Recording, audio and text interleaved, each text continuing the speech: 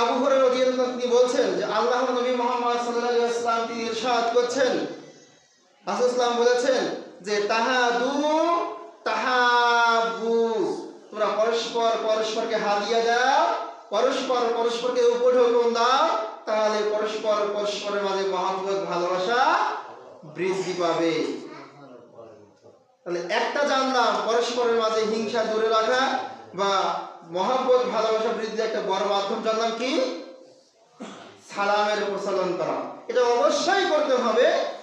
এর পাশাপাশি আমরা আরেকটা জানলাম যে হিংসা দূরীভূত করে মনের ভিতরে একে অপরের প্রতি মহব্বত ভালোবাসা বৃদ্ধি করার সংসার কেন টেকে না শুনে রাখেন, কারণ আপনি সালামের প্রচলন করেন না, কারণ আপনি হাদিয়া দেওয়ার পছন্দ করেন না।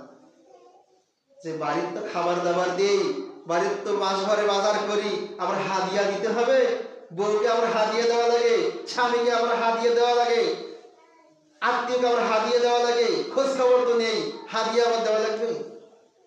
অথচ ইসলাম বলছে তাহাদু তাহাবু, তোমরা পরস্পর পরস্পরকে হাদিয়া দাও, তাহলে পরস্পর পরস্পরের মাঝে মহব্বত ভালোবাসা বৃদ্ধি পাবে।